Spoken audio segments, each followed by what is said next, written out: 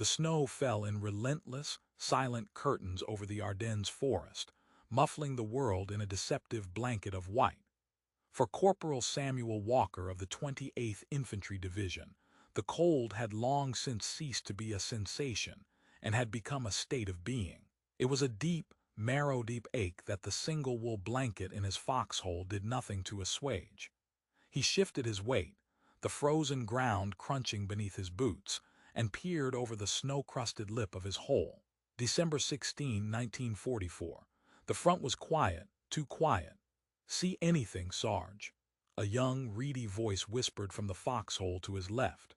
Private First Leo Kowalski, barely 19, his face still round with the softness of youth, now chapped raw by the wind.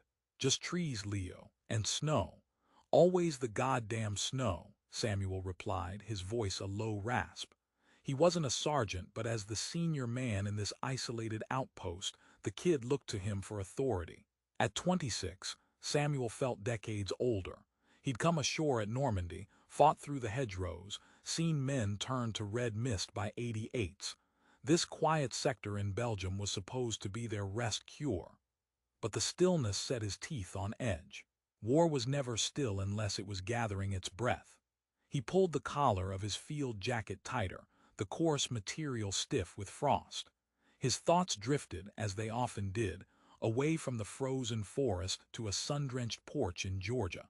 Eleanor, her auburn hair catching the late afternoon light, a glass of sweet tea sweating in her hand. She was waving, a smile on her lips that didn't quite reach her worried eyes. The memory was so vivid it was a physical pain, a warmth that made the present cold even more bitter. A low, distant rumble pulled him from the reverie. Not thunder. The sky was a uniform, leaden gray. This sound came from the earth itself, from the east. "You hear that?" Kowalski asked, his voice tightening. Samuel held up a gloved hand for silence, his entire body tensed. The rumble grew, coalescing into a deeper, more specific roar. The grinding clatter of tank tracks, a lot of them. "Jesus Christ," he breathed, snatching the field telephone from its cradle. He cranked the handle, his heart hammering against his ribs. "Echo forward to command post." "Come in, command post." Static hissed back at him, loud and unnerving. "Command post, this is Echo forward, do you copy? We have engine noise, multiple heavy engines, grid sector 7-9er. The static crackled, then a voice, strained and distant, broke through. "Walker, is that you? We're getting reports. All along the line, massive artillery barrage. It's a goddamn offensive." The words were still hanging in the frozen air when the world erupted. It did not begin with a few ranging shots. It began with the heavens tearing themselves apart. A shrieking, howling storm of fire and steel descended upon the American lines. The forest, moments ago a serene winter painting, was transformed into a hellish landscape of erupting earth, splintered trees, and concussive blasts that punched the air from Samuel's lungs. He yanked Kowalski down into the bottom of the foxhole as shrapnel whistled overhead, scything through the pines. The bombardment seemed to last for an eternity, a continuous, deafening roar that left no room for thought, only for a primal, cowering fear. Then, as suddenly as it began, it lifted. The silence that followed was almost more terrifying, a high-pitched ringing in the ears punctuated by the crackle of burning wood and the moans of the wounded. Samuel risked a glance over the parapet. The forest was a mangled wreck. Through the smoke and swirling snow, he saw them. Gray-clad figures emerging from the tree line like ghosts, not the disorganized, depleted enemy they'd been told to expect.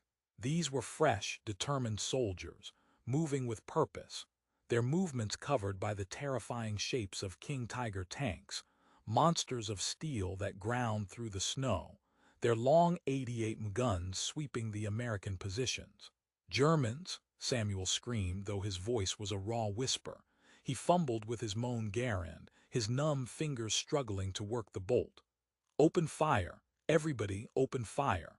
A scattered volley of rifle shots rang out from their line, pitifully weak against the advancing tide.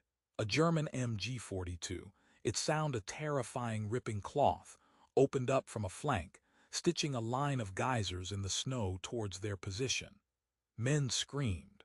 One of the soldiers in a nearby hole simply disappeared in a red spray.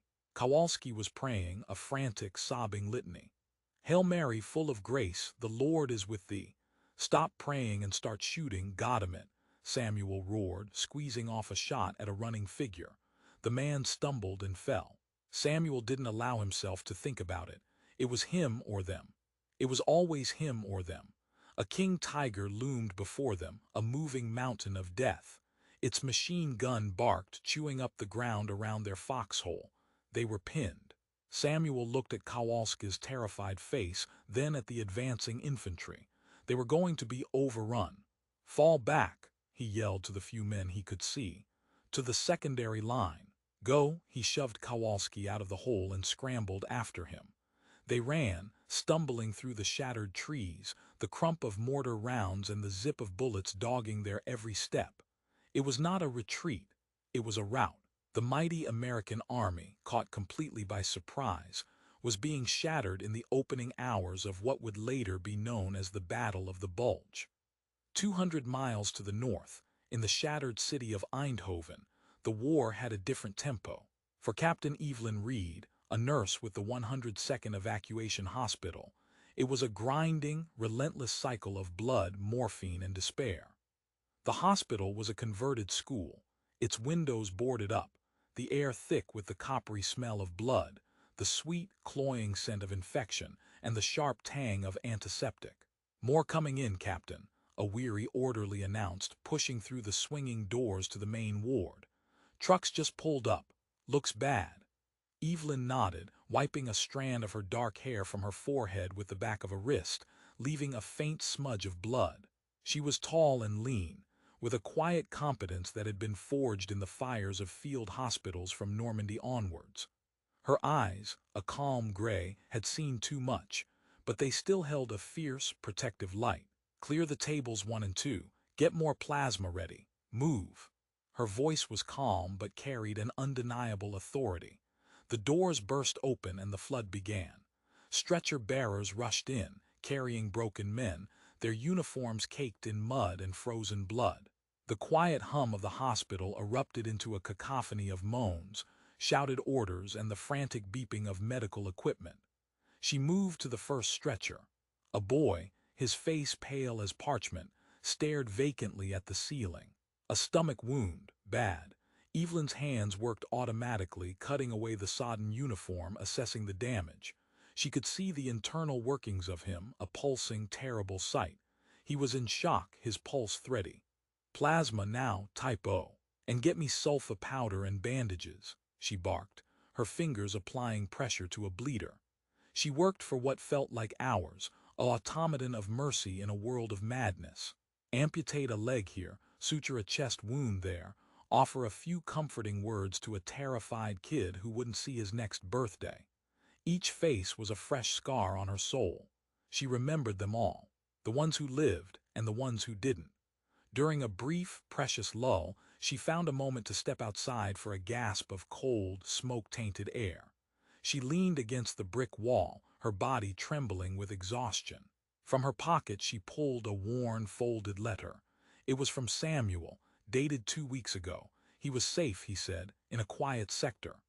The words were a lie, she knew. They all lied in their letters, but she clung to them anyway.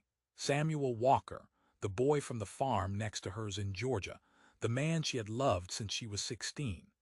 He was somewhere in those same woods these broken boys had come from. A medical officer, Major Henderson, stepped out beside her, lighting a cigarette with shaking hands. His face was grim. "It's a breakthrough, Evelyn. A big one. They're saying it's a full-scale offensive. The whole Ardennes front is collapsing.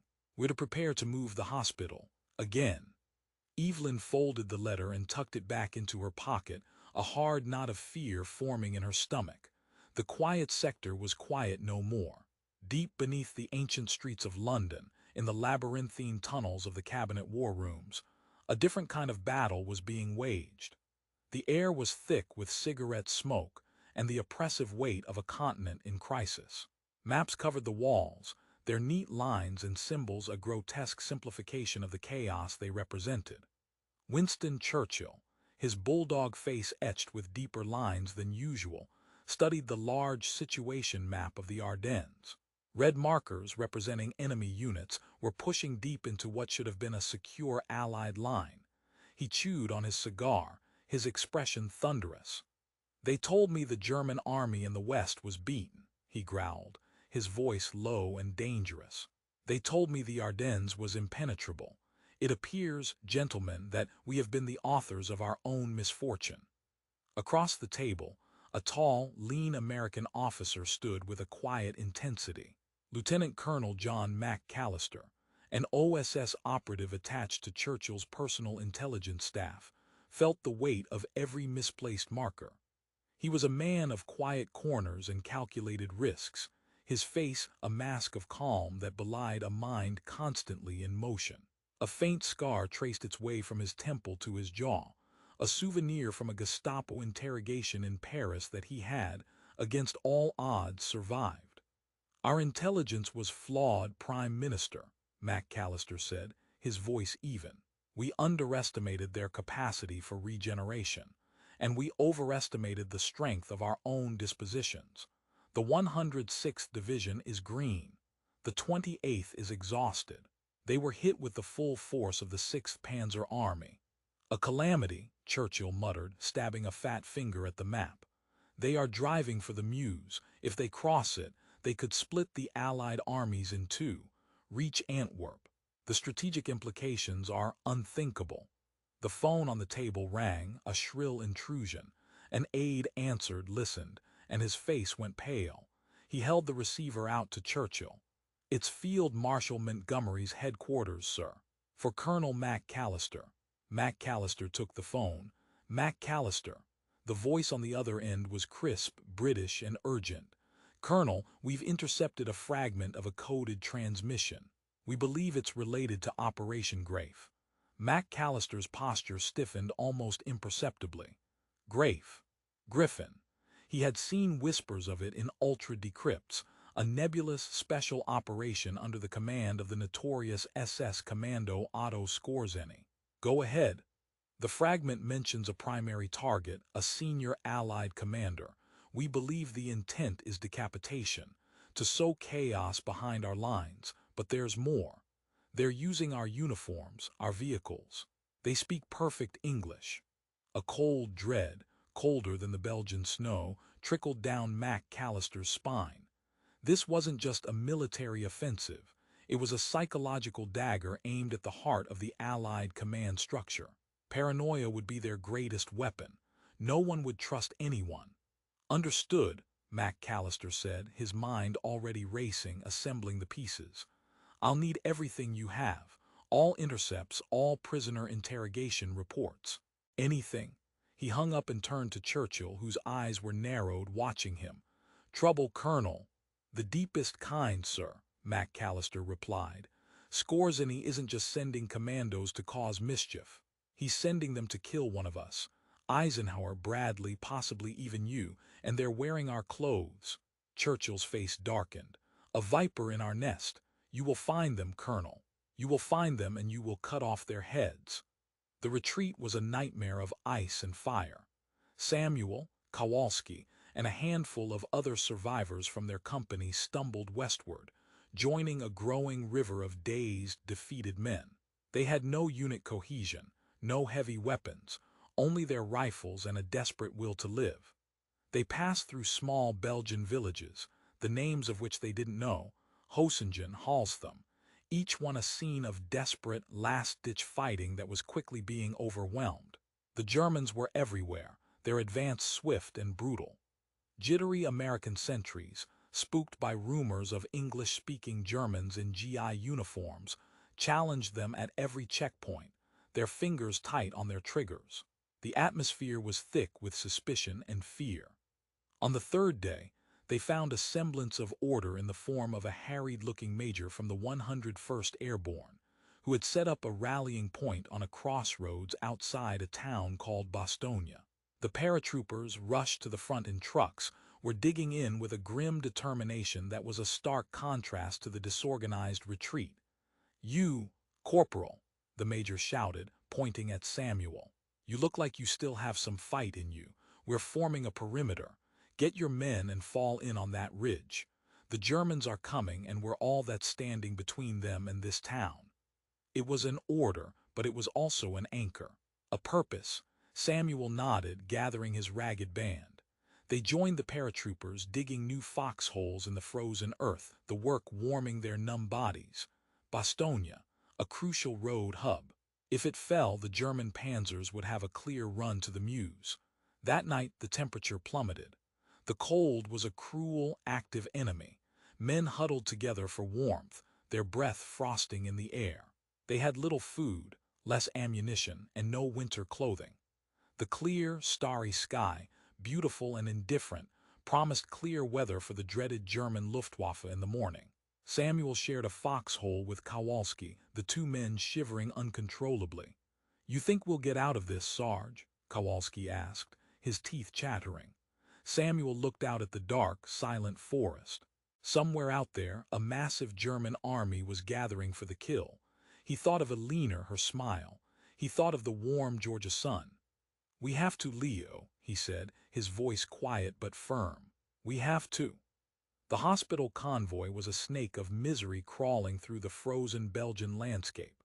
Evelyn sat in the passenger seat of a deuce and a half, watching the lines of refugees trudging through the snow, their faces blank with shock and loss.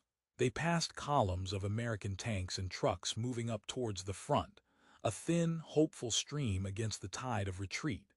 They were heading for a new site, further from the collapsing front, but the roads were choked, the progress agonizingly slow. The driver, a young private named Miller, was nervous, his knuckles white on the steering wheel. "Heard the Krauts are already behind us, Captain," he muttered. "Heard they got guys in our uniforms directing traffic the wrong way, blowing up bridges." "Just focus on the road, Private," Evelyn said, her tone leaving no room for argument. But her own anxiety was a live wire. The world had turned upside down in 48 hours. The secure rear area was now a potential battlefield. They rounded a bend and came to an abrupt halt. A military police checkpoint blocked the road, a crude barrier of logs and a jeep with a .50 caliber machine gun. The MPs looked tense, their weapons held at the ready. An MP sergeant, his face hard, approached Evelyn's truck. "Convoy identification and destination," he barked. Evelyn handed him their orders. The sergeant scanned them, then his eyes narrowed, studying her face, then Miller's, then the other trucks in the convoy. "Step out of the vehicle, Captain. All of you now." "Sergeant, we have critically wounded men in those trucks," Evelyn said, her voice sharp. "We need to keep moving." "I said now," the MP snapped, his hand resting on the butt of his .45. "We have reports of German spies in medical uniforms. You're going to answer some questions." A cold that had nothing to do with the weather seized Evelyn. This was the paranoia she had heard whispers of. It was here now, directed at her. She complied, stepping down into the snow. Miller and the other orderlies did the same. The MPs began to question them, rapid fire about baseball teams, state capitals, movie stars. Things only a real American would know. Miller, flustered and scared, stumbled over the name of Betty Grable's latest film. The MP's eyes hardened. He gestured to his men. Two of them moved towards Miller, grabbing his arms. "Hey, let go of me. I'm an American. I'm from Ohio, for Christ's sake," Miller yelled, struggling. "A lot of them say that," the MP sergeant said coldly. He turned to Evelyn. "You, Captain, what was the name of the street you lived on when you were 10 years old?" Evelyn's mind went blank for a terrifying second. The fear, the exhaustion, the surreal horror of the situation clouded her thoughts. She saw the suspicion in the MP's eyes, saw his finger tighten on the trigger guard of his pistol. In that moment, she was no longer a lifesaver. She was a suspect, a viper in the nest. In a secure, soundproofed room deep beneath Whitehall, John McAllister faced a man who was broken in spirit if not in body. He was a German prisoner, a Fallskirmjäger captured near Malmedy. He sat slumped in a wooden chair, his uniform stripped, replaced by rough Allied-issue fatigues. His face was a mess of bruises, one eye swollen shut. He had been persuaded to talk. McAllister stood opposite him, not a hair out of place, his hands clasped calmly behind his back. He didn't need to raise his voice. The room, the silence, and the unspoken knowledge of what had already been done were more terrifying than any shout. "Your name is irrelevant," McAllister began, his voice soft, almost conversational. "Your unit is irrelevant. You are going to tell me about Operation Grafe." The prisoner remained silent, staring at the floor.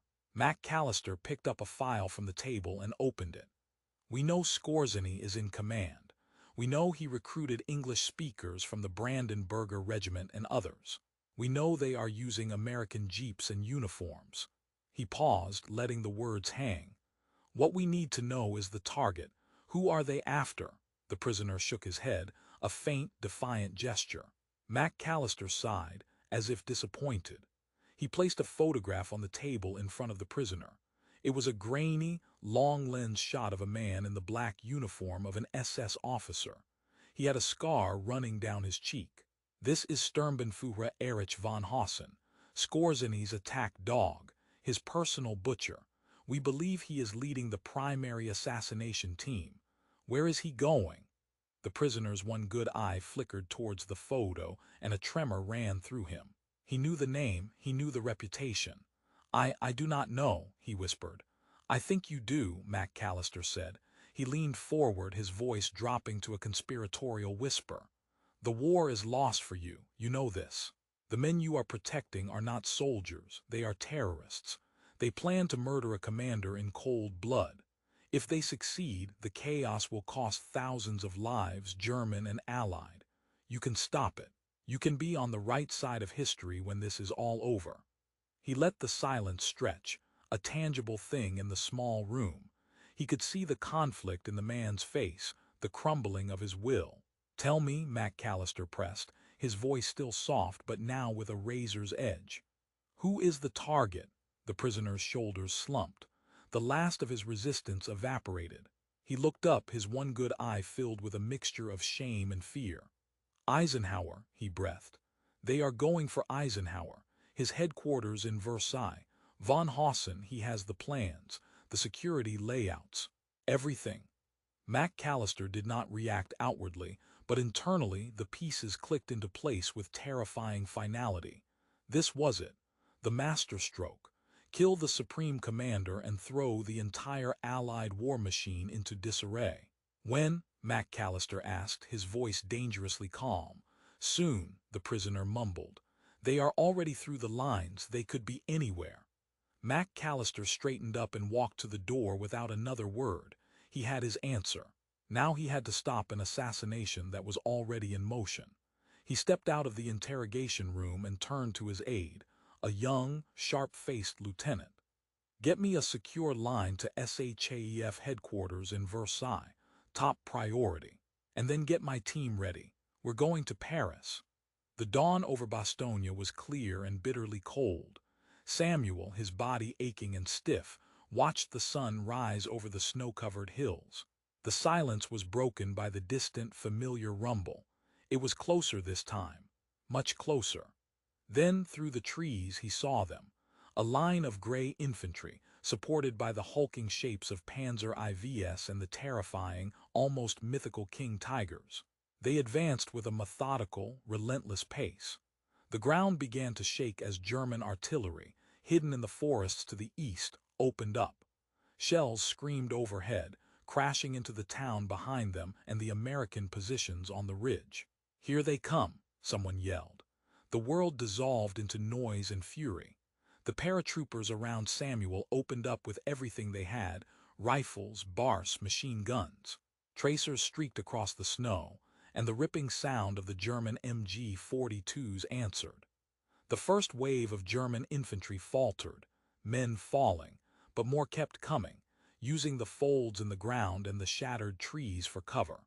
A Panzer IV fired its main gun, and a foxhole 50 yards to Samuel's left vanished in a cloud of dirt and smoke. He fired his moan. the stock kicking against his shoulder, the ping of the ejected clip, a familiar, comforting sound in the chaos.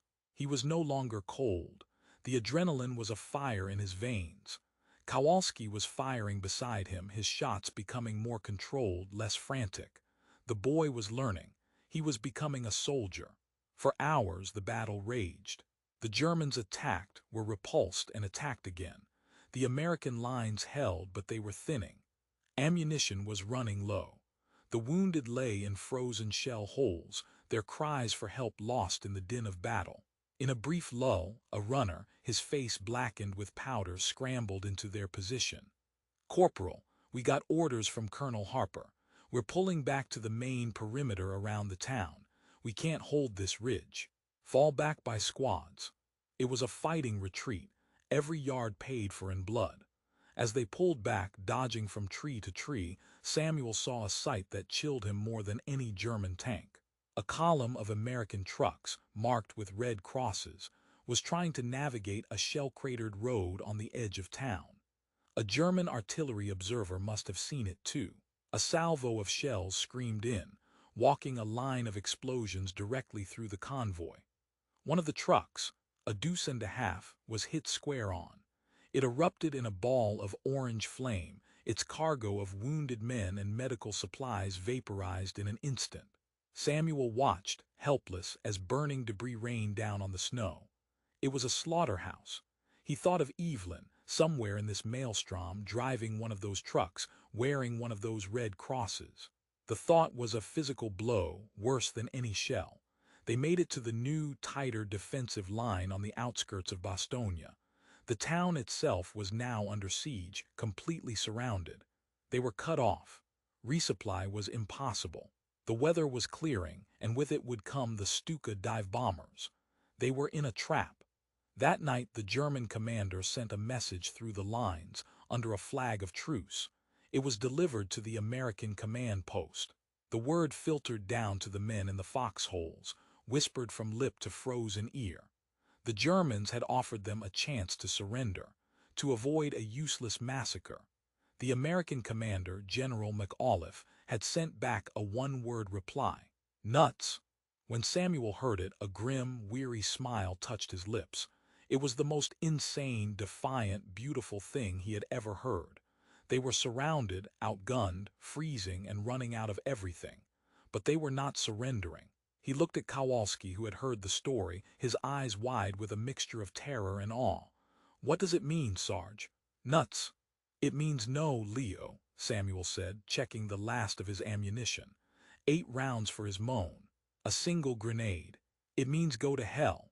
He peered over the lip of his foxhole into the dark, hostile forest that encircled them. Somewhere out there, the Germans were regrouping for the final assault. The shelling had started again, a constant, ominous thunder. The flares they fired into the sky lit the snow in a ghostly, pulsating glow, revealing the dark, advancing shapes of the enemy. They were alone. They were cold. They were doomed. And they were going to fight. The shelling intensified, becoming a constant, earth-shattering orchestra of death that made the very air tremble. The ghostly glow of the flares was snuffed out by the greater hell of exploding shells. Samuel huddled at the bottom of the foxhole with Kowalski, the frozen ground shaking beneath them, each concussion a physical blow. Dirt and snow rained down on their helmets. "They're softening us up for the big one," Samuel yelled over the din, his voice a raw, useless thing against the roar. Kowalski just nodded, his eyes wide and unblinking, his knuckles white as he clutched his rifle. He had stopped praying. Now he was just waiting. When the barrage finally lifted, the silence was a physical weight, broken only by the crackle of fires and the desperate, fading cries of the wounded. Samuel knew this silence. It was the harbinger of the storm. He risked a glance over the parapet. The snowfield before them, once pristine, was now a churned-up wasteland of black earth and craters. And moving through it, gray ghosts in the pre-dawn gloom, was the entire might of the 26th Volksgrenadier Division. They came not in a screaming rush, but in a disciplined, terrifying walk, their lines stretching as far as he could see. "Here they come. Pick your targets." Samuel screamed, his voice joining a chorus of other NCOs and officers along the line. He raised his moan, the wooden stock ice cold against his cheek. He sighted on a German carrying a machine gun, exhaled slowly and squeezed the trigger. The man dropped. He worked the bolt, the familiar ping, a tiny metallic note of defiance. All along the American line, a ragged volley of fire erupted. Men fell in the German ranks, but the tide did not stop. It kept coming, a relentless gray wave. A German MG-42 team set up in a shell hole 100 yards out, and their fire began to scythe along the American positions. Tracers ripped into the parapet of Samuel's foxhole, forcing him and Kowalski down. "We gotta take out that MG," Samuel yelled. He fumbled for his one grenade. It felt pitifully small in his hand. He looked at Kowalski. "On my mark, we pop up and give 'em everything. I'll try for the grenade." Kowalski nodded, his face a mask of terror and resolve. "Now," Samuel shouted. They rose as one. Kowalski fired rapidly, his shots wild but forcing the German gunners to keep their heads down for a precious second. Samuel pulled the pin, counted to 2, and hurled the grenade in a high, arcing throw. It landed just short of the shell hole, but the explosion was enough. The machine gun fire stopped. "You got him, Sarge," Kowalski yelled, a brief, triumphant smile flashing across his face. But the victory was short-lived. The main German line was upon them. They were swarming over the forward positions. Samuel saw a paratrooper in a nearby hole bayoneted by 2 Germans. Another was clubbed to the ground with a rifle butt. It was hand-to-hand now, a brutal, primitive struggle in the frozen mud. A German soldier leaped into their foxhole, his bayonet aimed at Kowalski's throat. Samuel reacted without thought, swinging the butt of his empty moan.